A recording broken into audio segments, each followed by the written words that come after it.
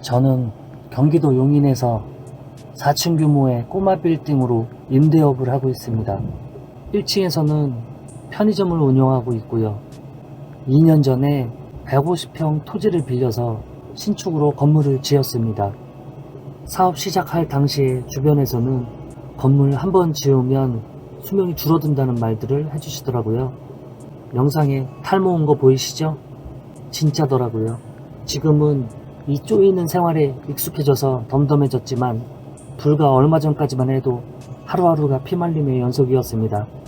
막연하게 나도 건물주 되고 싶다 하시는 분들 많으실 거예요. 하지만 현실은 호락호락하지 않습니다. 물론 모두 저처럼 힘들진 않으시겠죠. 제가 저지른 실수를 말씀드리고 앞으로 건물주가 되시려면 반드시 명심하실 3가지에 대해서 말씀을 드려보겠습니다. 첫 번째는 새 건물이라고 월세가 비싸지 않다. 여기서부터 계획 미스였습니다. 투자비를 월세에서 충당하겠다는 계획을 세웠는데 월세는 건물의 외관과는 상관이 없더라고요. 세입자 입장에선 신축인지 노후된 건물인지 크게 신경을 안 쓴다는 거예요. 주변 상권과 입지에 따라서 결정이 되더라고요. 맨 처음 수익성을 계획할 때 주변 시세가 평당 10만원이니까 나는 새 건물이니까 12만원 받으면 되겠지, 이런 식으로 수익성을 계획했습니다. 지금 와서 보면 어이가 없었죠. 아마 주변에서 종종 목격하실 수 있을 겁니다. 건물이 새로 지어졌는데 한참 입주가 안 되는 걸. 그게 다 이런 경우입니다.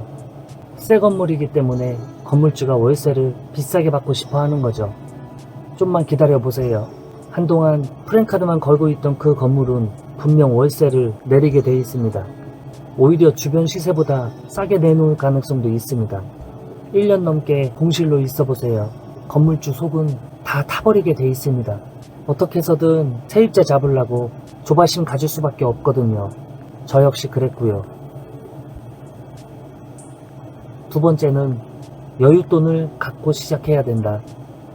우선 추천드리고 싶은 건 새로 짓지 마시고 지어져 있는 건물을 사시라는 겁니다. 부득이 새로 짓고자 하신다면 반드시 여윳돈을 갖고 있어야 된다는 거예요. 일을 진행하다 보면 건축비 외에 세금이라든지 민원 처리 비용이라든지 추가로 여러 자금들이 또 들어가게 됩니다.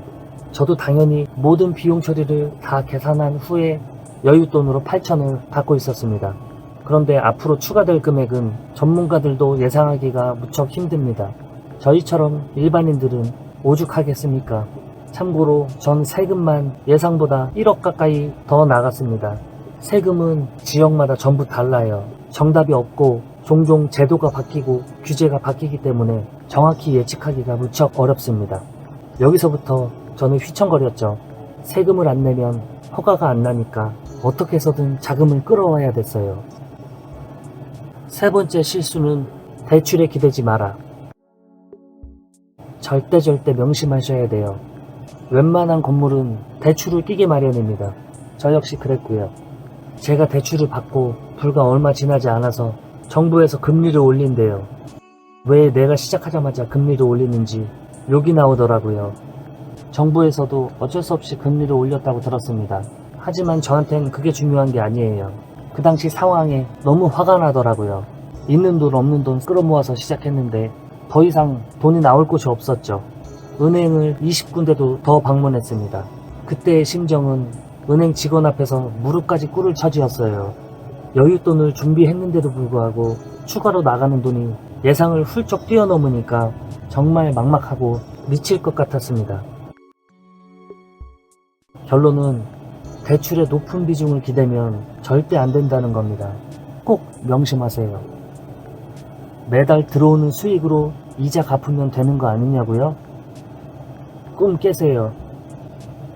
지금은 금리가 오른 상태이기 때문에 1년에 내는 이자만 대기업 연봉 정도 됩니다. 시작할 때는 전혀 예측하지 못했던 부분이죠. 이게 건물주의 현실입니다. 한동안 심한 우울증이 오더라고요. 매달 들어오는 수익으론 절대 이자를 메꿀 수가 없으니까요. 너무 막막하고 인생 마감하는 기분이었습니다. 한동안 매달 이자 나갈 날이 점점 다가오면 누군가가 제 목을 조이는 기분이었어요. 그래서 어쩔 수 없이 편의점을 시작하게 됐습니다. 1층을 계속 공실로 놔둘 수는 없었거든요. 여기서 나오는 수익으로 지금은 근근히 버티고 있습니다. 하루빨리 금리가 낮아지기만을 기다리고 있어요. 지금까지 제 얘기를 들어주시는 분들은 분명히 건물주가 되고 싶어 하시는 분들일 겁니다. 절대 남 이야기가 아닙니다. 본인께서 아무리 합리적인 판단을 한다 해도 주변 상황이 가만두질 않습니다. 불가항력적인 보이지 않는 힘이 억누를 것입니다. 흔히 건물주들을 악덕업자라고 말합니다. 하지만 건물주들은 망하면 몇 억, 몇십억을 날리게 됩니다. 그리고 저처럼 매달 힘들어하는 건물이 태반입니다. 월세를 올리지 않고선 버틸 수가 없습니다. 건물주는 악마가 아닙니다. 세입자분들하고 오래오래 같이 가고 싶습니다. 아니, 같이 살고 싶습니다. 사업을 시작하고 2년 동안 단 하루도 쉰 적이 없습니다. 단 하루도 돈 버는 걸 멈출 수가 없습니다. 제가 절실하게 편의점을 운영하고 있는 이유기도 하고요. 부디 막연하게 건물주가 되고 싶다는 생각은 하지 말아 주십시오. 건물주는 그리 돈을 많이 벌지도 못하고 주변에서 동경받을 만한 아름다운 직업이 아닙니다.